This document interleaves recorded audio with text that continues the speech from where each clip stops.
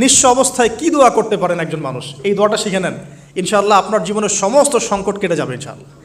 আমি নিজেও এই দোয়াটা বেশি বেশি করার চেষ্টা করি। দোয়াটা হচ্ছে রব্বি ইন্নি লিমা আনজালতা ইলাইয়া মিন খায়রিন ফকির।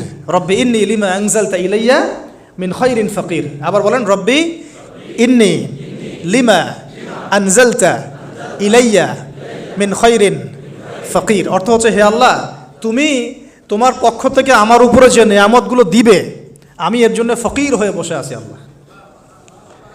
অর্থ বুঝে পড়বেন ভাই, নামাজ রোজা হজ জাকাত যাই করেন আল্লাহর ওয়াস্তে অর্থ বুঝে পড়বেন। অর্থ বুঝে পড়লে আপনার ইবাদতের স্বাদ পাবেন, তৃপ্তি পাবেন, আল্লাহর সাথে কানেকশন হবে, আল্লাহর নূর পাবেন, মাআরিফত পাবেন, সত্য স্বপ্নও দেখবেন তখন ইনশাআল্লাহ। তখন শুয়ে শুয়ে সত্য স্বপ্ন দেখবেন ইনশাআল্লাহ। আল্লাহ পাক তৌফিক দান করুন।